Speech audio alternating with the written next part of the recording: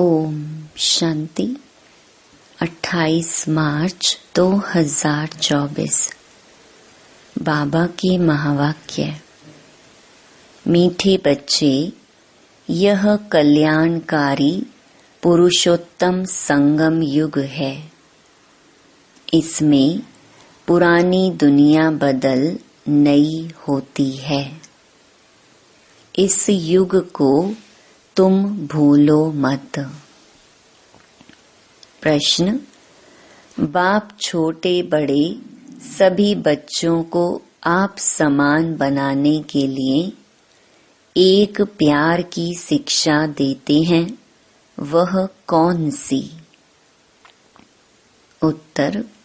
मीठे बच्चे, अब भूले मत करो। यहाँ तुम आए हो नर से नारायण बनने, तो दैवी गुण धारण करो। किसी को भी दुख मत दो। भूले करते हैं तो दुख देते हैं। बाप कभी बच्चों को दुख नहीं देते, वह तुम्हें डायरेक्शन देते हैं।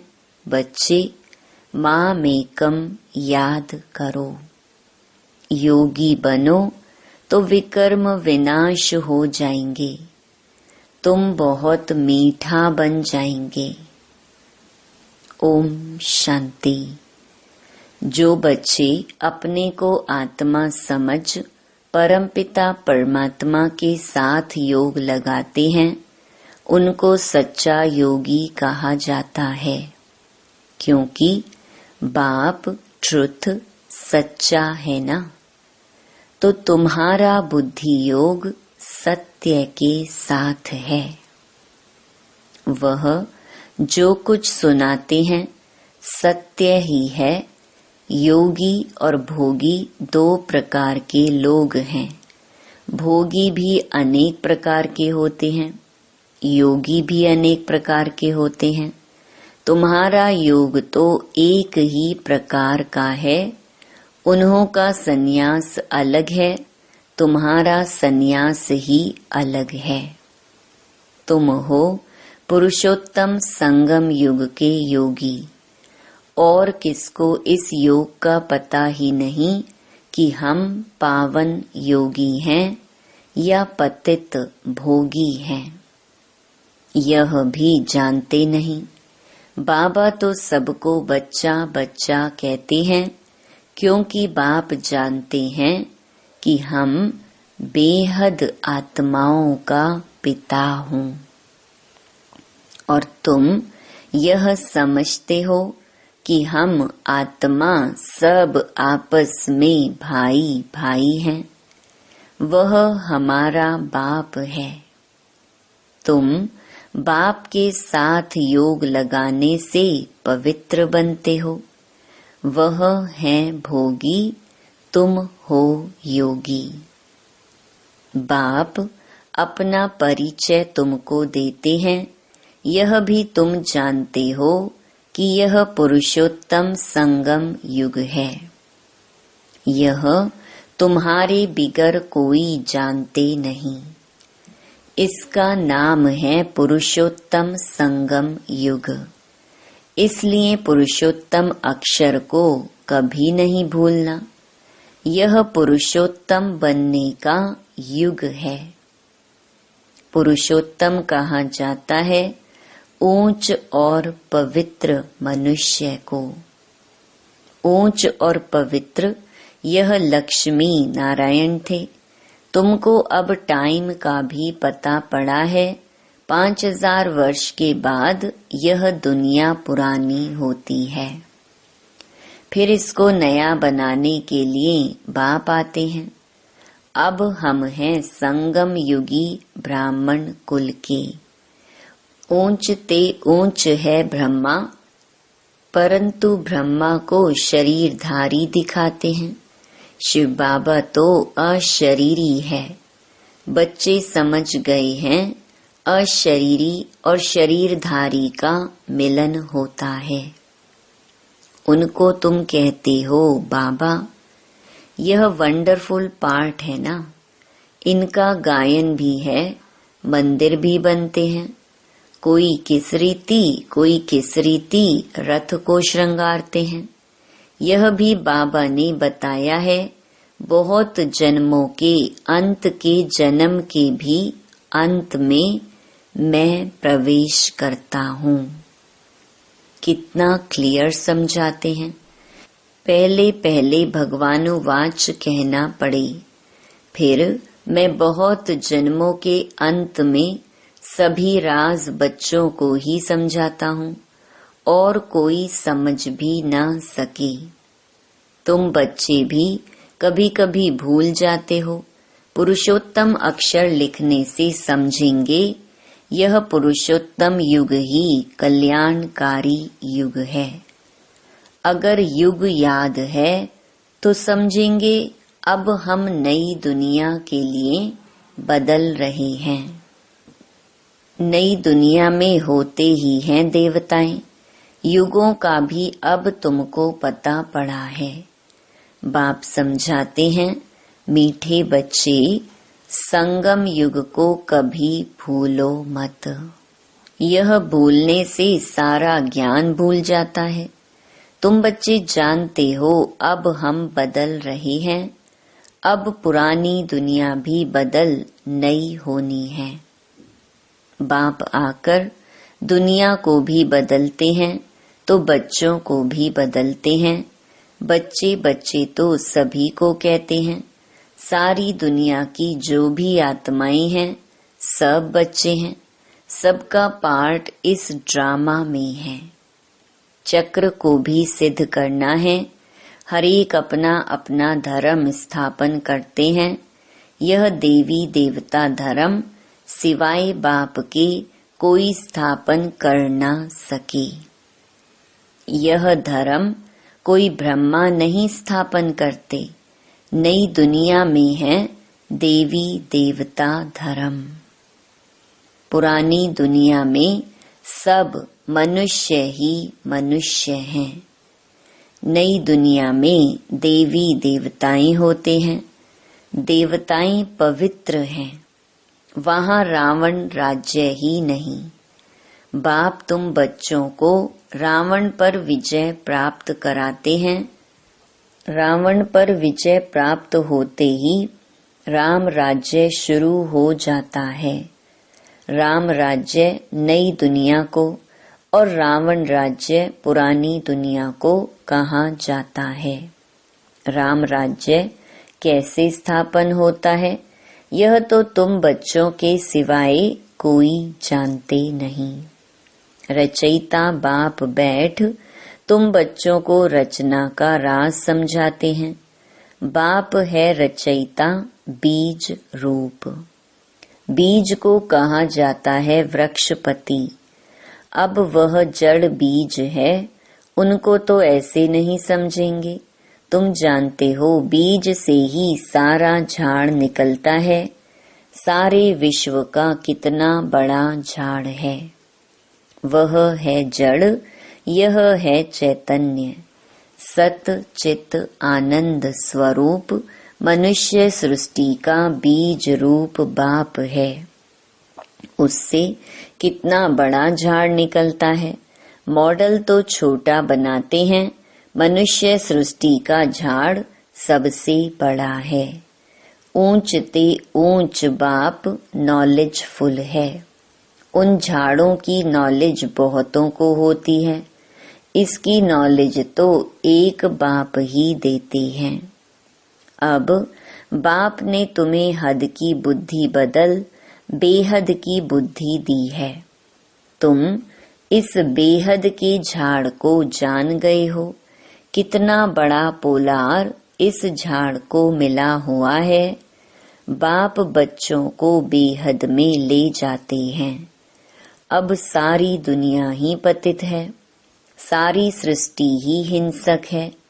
एक दो की हिंसा करने वाले हैं। अब तुम बच्चों को ज्ञान मिला है। अहिंसक सिर्फ एक ही देवता धर्म होता है सतयुग में। सतयुग में सभी पवित्र सुख शांति में रहते हैं। सब मनोकामनाएं 21 जन्म के लिए पूरी हो जाती हैं। सतयुग में कोई कामना नहीं, अनाज आदि सब कुछ अथाह मिल जाता है। यह बॉम्बे पहले नहीं थी। देवताएं खारे माना सागर के किनारे जमीन पर नहीं रहते हैं। मीठी नदियां जहां थीं वहां देवताएं थे। मनुष्य थोड़े थे, एक एक को बहुत जमीन होती है। सतयुग में है ही वाइसलेस वर्ल्ड। तुम योग बल से विश्व की राजाई लेते हो, उसको ही राम राज्य कहा जाता है। पहले पहले नया झाड़ बहुत छोटा होता है। पहले थुर में एक धर्म था, फिर फाउंडेशन से 3 ट्यूब निकलती हैं। एक जैसे फाउंडेशन है देवी देवता धर्म का। थुर से टाल टालियां छोटी छोटी निकलती हैं। अब तो इस झाड़ का थुर ही नहीं है और कोई ऐसा झाड़ होता ही नहीं है। इनका मिसाल भी बड़ के झाड़ से एक्यूरेट है। बड़ का झाड़ सारा खड़ा है, लेकिन थुर है ही नहीं, सूखता भी नहीं। सारा झाड़ हरा भरा खड़ा है, बाकी देवी देवता धर्म का फाउंडेशन है नहीं। थुर तो यही है ना, राम राज्य अथवा देवी देवता धर्म भी थुर में ही आ जाता है। बाप कहते हैं हम 3 धर्म स्थापन करते हैं। यह सब बातें तुम संगम युगी ब्राह्मण ही समझते हो। तुम ब्राह्मणों का है छोटा सा कुल। छोटे छोटे मठ पंथ निकलते हैं ना। अरविंद आश्रम है, कितना जल्दी जल्दी वृद्धि को पाते हैं, क्योंकि उनमें विकार के लिए कोई मना नहीं। यहाँ बाप कहते हैं काम महाशत्रु है, उन पर विजय पानी है, ऐसे कोई और कह न सके। नहीं तो उन्हों के पास भी हंगामा हो जाए। यहाँ तो है ही पतित मनुष्य, तो पावन बनने की बात नहीं सुनते। कहते हैं विकार बिगर बच्चे कैसे पैदा होंगे। उन विचारों का भी दोष नहीं है। गीता पाठी कहते भी हैं भगवानुवाच काम महाशत्रु है। उनको जीतने से जगत जीत बनते हैं, परंतु समझते नहीं हैं। वह जब यह अक्षर सुनाते हैं तो उन्हों को समझाना चाहिए। इस पर बाबा कहते हैं जैसे हनुमान दरवाजे पर जूतियों में बैठता था, बाबा भी कहते हैं जाकर किनारे बैठ सुनकर आओ। फिर जब यह अक्षर कहें तो पूछो इसका रहस्य क्या है। जगत जीत तो यह देवताएं थे। देवता बनने लिए तो इन विकारों को छोड़ना पड़े। यह भी तुम कह सकते हो। तुम ही जानते हो कि अब राम राज्य की स्थापना हो रही है। महावीर भी तुम हो, इसमें डरने की कोई बात नहीं है।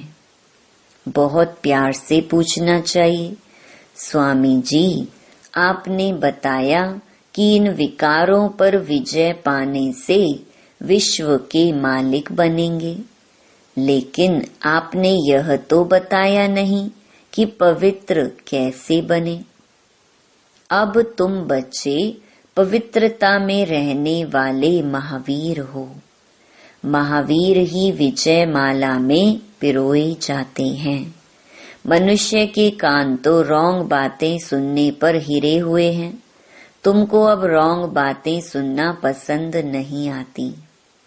राइट बातें तुम्हारे कानों को अच्छी लगेंगी। Hear no evil. मनुष्यों को सुजाग तो जरूर करना है। भगवान कहते हैं पवित्र बनो। सतयुग में सब पवित्र देवताएं थे, अब सब अपवित्र हैं। ऐसे ऐसे समझाना चाहिए। बोलो हमारे पास यह सत्संग होता है, उसमें यह समझाया जाता है कि काम महाशत्रु है। अब पवित्र बनना चाहते हो तो एक युक्ति से बनो। अपने को आत्मा समझ भाई भाई की दृष्टि पक्की करो। तुम बच्चे जानते हो, पहले पहले यह भारत बहुत भरपूर खंड था। अब खाली होने कारण हिंदुस्तान नाम रख दिया है। पहले भारत धन दौलत पवित्रता सुख शांति सबसे भरपूर था, अब है दुखों से भरपूर। तब पुकारते हैं हे दुख हरता सुख करता। तुम कितना खुशी से बाप से पढ़ते हो, ऐसा कौन होगा जो बेहद के बाप से बेहद सुख का वर्षा नहीं लेगा। पहले पहले अल्फ समझना है। अल्फ को ना जाना तो कुछ भी रहस्य बुद्धि में आएगा ही नहीं। तो बेहद का बाप जो बेहद का वर्षा देते हैं, जब यह निश्चय बैठे तब आगे बढ़ें। बच्चों को बाप से कुछ भी प्रश्न पूछने की दरकार नहीं है। बाप पतित पावन हैं, उनको ही तुम याद करते हो। तुम उनकी याद से ही पावन बनेंगे। मुझे बुलाया ही इसलिए है। जीवन मुक्ति है भी सेकंड की, फिर भी याद की यात्रा समय ले लेती है। मुख्य याद की यात्रा में ही विघ्न पड़ते हैं। आधा कल्प देह अभिमानी रहे हैं, अब एक जन्म देही अभिमानी बनने में ही मेहनत है। इनके लिए ब्रह्मा बाबा के लिए भी बहुत सहज है। तुम बुलाते भी हो बाप दादा, यह भी समझते हैं बाप की सवारी हमारे सिर पर है। बहुत उनकी महिमा करता हूँ, बहुत प्यार करता हूँ। बाबा आप कितने मीठे हो, हमको कल्प कल्प कितना सिखलाते हो, फिर आधा कल्प आपको याद भी नहीं करेंगे। अब तो बहुत याद करता हूँ, कल हमारे में कुछ भी ज्ञान नहीं था। जिसकी पूजा करते थे हमको यह थोड़े ही मालूम था कि हम यह बन जाएंगे। अब तो वंडर लगता है, योगी बनने से फिर यह देवी देवता बन जाएंगे। मेरे भी सब बच्चे हैं। यह बाबा बहुत प्यार से बच्चों को संभालते हैं, इनकी पालना करते हैं। यह भी हमारे समान नर से नारायण बन जाएंगे। यहाँ तुम आए ही हो इसलिए। कितना समझाता हूँ बच्चे, बाप को याद करो, दैवी गुण धारण करो, खान पान की संभाल करो। नहीं करते हैं तो समझता हूँ शायद अभी समय पड़ा है। कुछ न कुछ भूलें तो होती रहती हैं। छोटे बड़े बच्चों को प्यार से समझाता हूँ, बच्चे भूले मत करो, किसको दुख ना दो। भूल करते तो गोया दुख देते हो। बाप कभी भी दुख नहीं देते हैं, वह तो डायरेक्शन ही देते हैं। माँ मेकम याद करो तो विकर्म विनाश हो जाएंगे, बहुत मीठा बन जाएंगे। ऐसा मीठा बनना है, दैवी गुण धारण करने हैं, पवित्र बनो। यहाँ अपवित्र के आने का हुक्म नहीं है। कभी कभी आने देते हैं, वह भी अभी। जब बहुत वृद्धि हो जाएगी तो कह देंगे यह है tower of purity, tower of silence. ऊंच ते ऊंच है ना। अपने को आत्मा समझ बाप की याद में रहना, यह है हाईएस्ट पावर। वहां बहुत साइलेंस रहती है। आधा कल्प कोई झगड़ा आदि नहीं होता है। यहाँ कितना झगड़ा आदि होता है, शांति हो ना सके। शांति का धाम है मूल वतन, फिर शरीर धारण कर विश्व में पार्ट बजाने आते हैं तो वहाँ भी शांति रहती है। आत्मा का स्वधर्म ही शांति है, अशांति कराता है रावण। तुम शांति की शिक्षा पाते रहते हो। कोई गुस्से में होता है तो सबको अशांत कर देता है। इस योग बल से तुम्हारे से सारा किचड़ा निकल जाता है। पढ़ाई से किचड़ा नहीं निकलता है, याद से सब किचड़ा भस्म हो जाता है, कट निकल जाती है। बाप कहते हैं कल तुमको शिक्षा दी थी, क्या तुम भूल गए हो? 5000 वर्ष की बात है, वह लाखों वर्ष कह देते हैं। अब तुमको झूठ और सच के फर्क का पता पड़ा है। तुमको बाप ही आकर बताते हैं झूठ क्या है, सच क्या है, ज्ञान क्या है, भक्ति क्या है। भ्रष्टाचार और श्रेष्ठाचार किसको कहा जाता है? भ्रष्टाचारी विकार से पैदा होते हैं, वहाँ विकार होता नहीं। तुम खुद कहते हो देवताएं संपूर्ण निर्विकारी हैं, रावण राज्य ही नहीं है। यह तो सहज समझने की बात है। फिर क्या करना चाहिए? एक तो बाप को याद करना चाहिए, दूसरा पवित्र जरूर बनना चाहिए। अच्छा, मीठे मीठे सिकिलधे बच्चों प्रति मात पिता बाप दादा का याद प्यार और गुड मॉर्निंग। रूहानी बाप की रूहानी बच्चों को नमस्ते। धारणा के लिए मुख्य सार। पहला, पवित्र बनने में महावीर बनना है। याद की यात्रा से अंदर का किचड़ा निकालना है। अपने शांत स्वधर्म में स्थित रहना है। अशांति नहीं फैलानी है। दूसरा, बाप जो राइट बात सुनाते हैं वही सुननी है। हियर नो इविल, रॉन्ग बातें मत सुनो। सभी को सुजाग करो, पुरुषोत्तम युग में पुरुषोत्तम बनो और बनाओ। वरदान, आत्मिक शक्ति के आधार पर तन की शक्ति का अनुभव करने वाले सदा स्वस्थ भव। इस अलौकिक जीवन में आत्मा और प्रकृति दोनों की तंदुरुस्ती आवश्यक है।